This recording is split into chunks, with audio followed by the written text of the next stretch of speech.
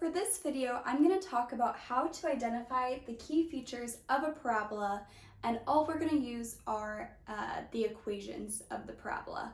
So once I go through, well, first, what are the key features? Then I'm going to do 3 examples at which I'm going to find all these key features on 3 different equations, all in different forms.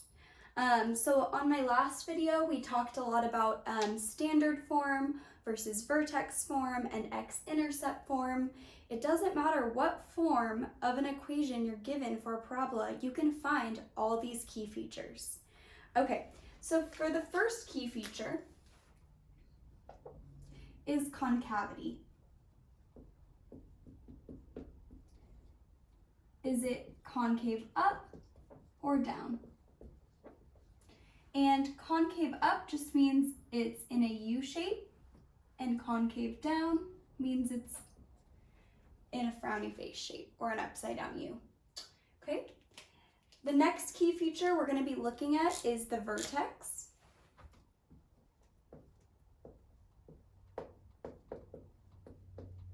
That can either be the lowest point on the parabola if it's concave up, or the highest point on the parabola if it's concave down.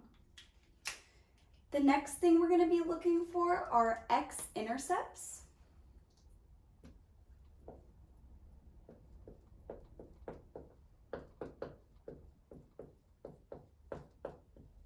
These are the places at which your parabola hits the x-axis. Now, in previous videos, we talked about how a parabola can have either 2 x-intercepts, like in this drawing I have here. It crosses it twice. So it could be either 2. It could have 1 if your parabola is directly on the x-axis. Or it could have no x-intercepts if it is not on the x-axis at all. It could be either above or below. So it could have 2, 1, or 0. Okay, and then the last key feature we can find is the y-intercept.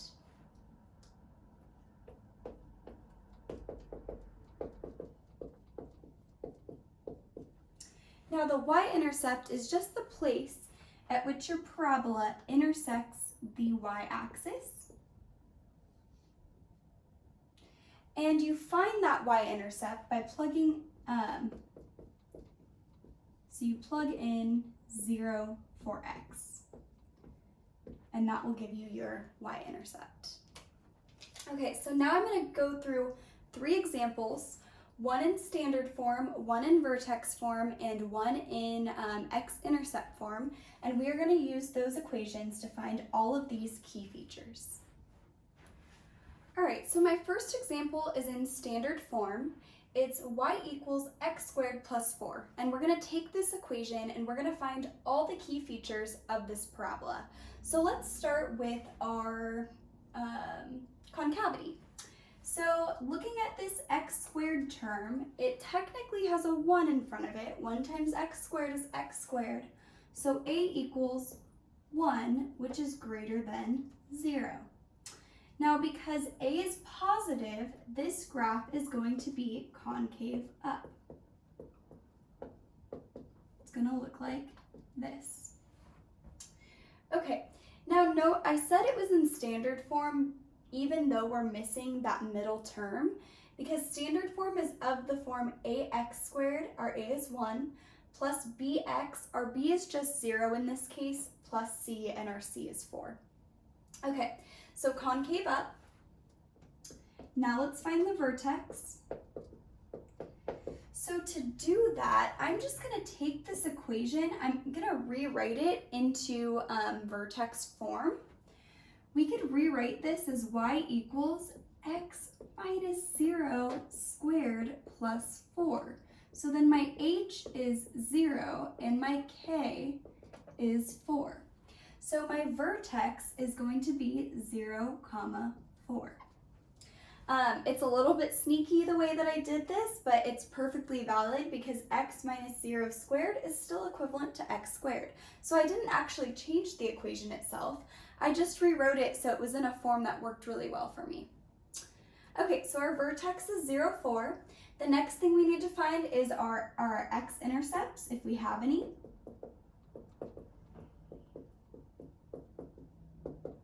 Now to find x-intercepts, I take my equation and I set it equal to 0.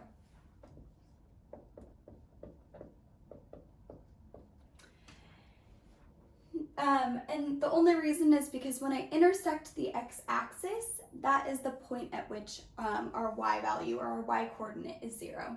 So I'm going to solve for x. So I'm going to subtract 4 from both sides. I have negative 4 equals x squared. I'm going to take the square root of both sides, and I have the square root of a negative number.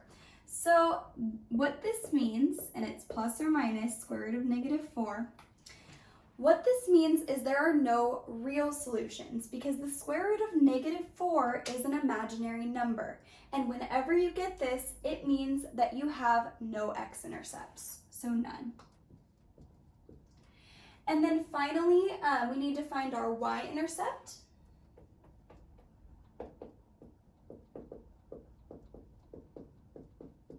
Okay, and our y-intercept is going to be when x is 0, so we're going to plug in 0 for x. So y equals 0 squared plus 4. 0 squared is just 0, so y equals 4, and also it's in standard form, so that c is going to be your y-intercept. So our y-intercept is 0, 4. All right, so now we're going to go through this example, which is in vertex form. So I have y equals negative x minus 2 squared plus 1. So the first thing I'm going to identify is my concavity. Now, right here, I have my a. That's the coefficient in front of this x minus 2 squared. And this a is equal to negative 1. So what that means is we're going to be concave down because negative 1 is less than 0. So the first feature I can identify is that it is concave down. And that means it's going to be like an upside down U or a frowny face.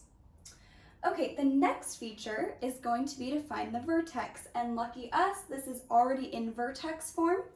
So our vertex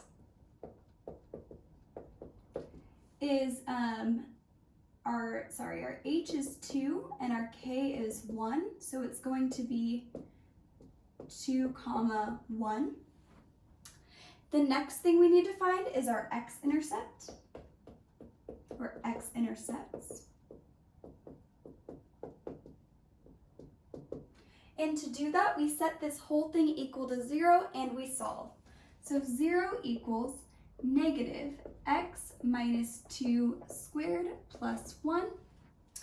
I'm going to start by subtracting 1 from both sides. So I have negative 1 equals negative x minus 2 squared. I'm going to divide both sides by negative 1 to get rid of that negative. So I have negative 1 divided by negative 1 is 1 equals x minus 2 squared. Okay. Then I'm going to take the square root of both sides. So then I have x minus 2. I shouldn't have switched sides on you guys. That wasn't very nice. I'll leave it as is. Square root of 1 is either positive 1 or negative 1, plus or minus 1. And that's because, just a side note, negative 1 squared is 1, but 1 squared is also 1. So when you take the square root of 1, you have 2 potential solutions. Okay.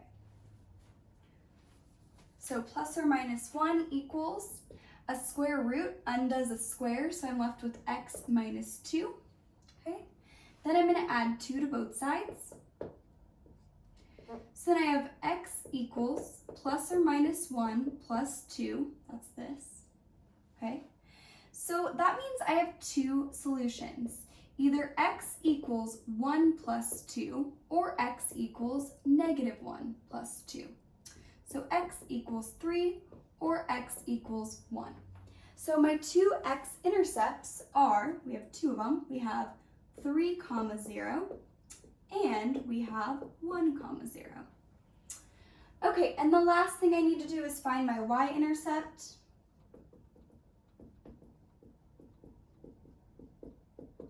I'm going to erase this right here just so I have some room to show you how to solve. Remember, to find our y-intercept, all we have to do is plug 0 in for x and solve for our y.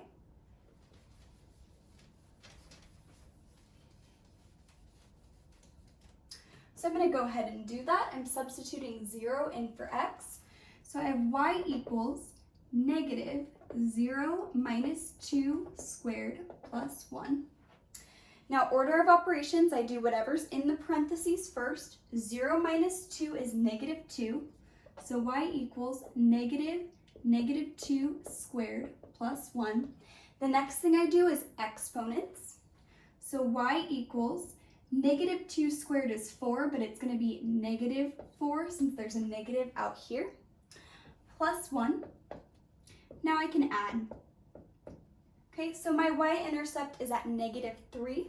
So my y-intercept is 0, negative 3.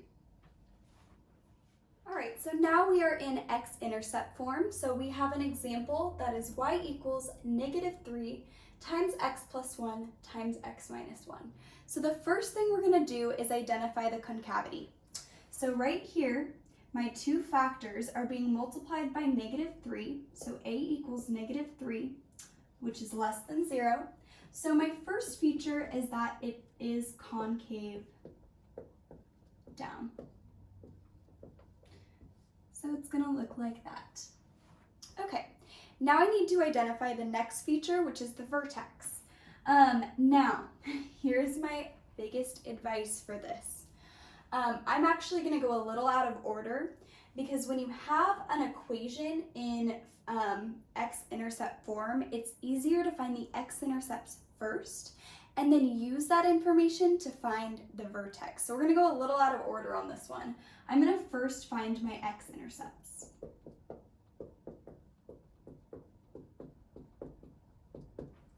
Okay, so using my zero product property, I have negative 3 times x plus 1 times x minus 2, and I'm setting this equal to 0.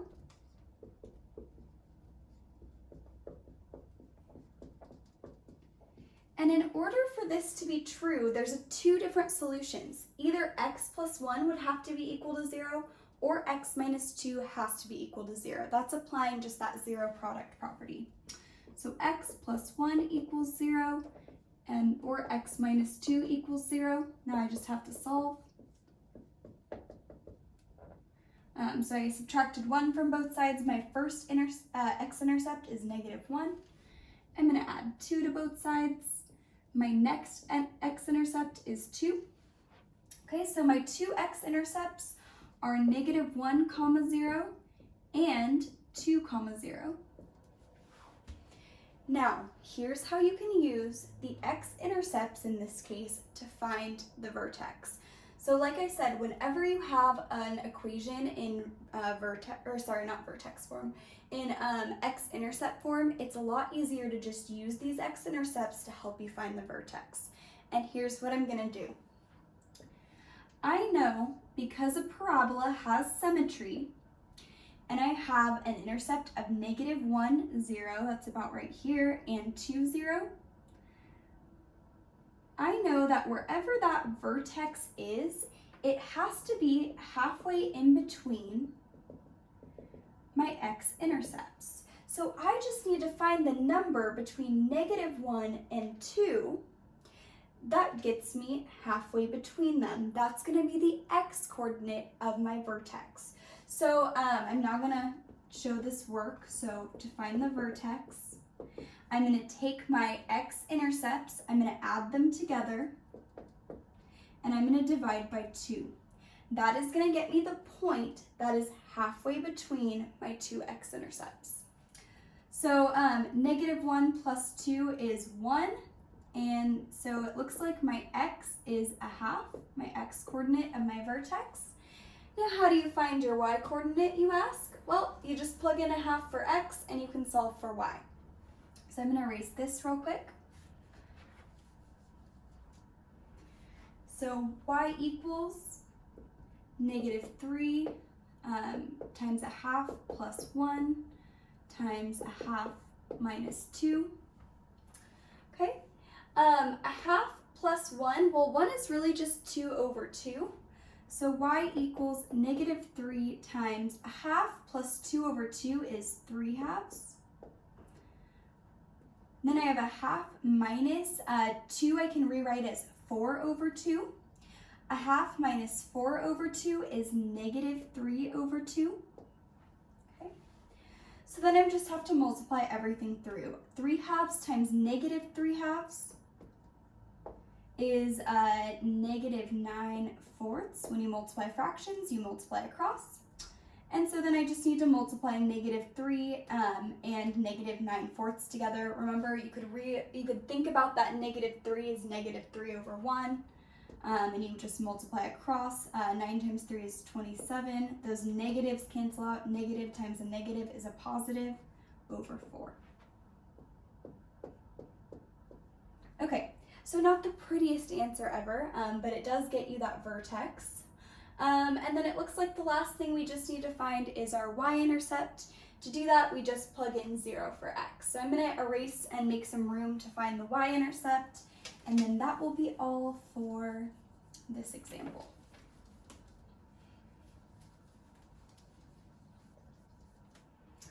Okay, so last thing is y-intercept. We plug in 0 for x, so I end up with y equals, oops, I forgot that -3.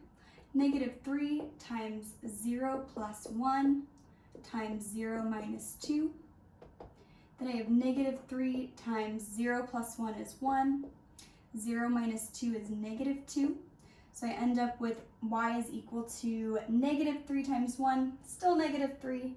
-3 times -2 is a positive 6. So my y-intercept is 0, 6.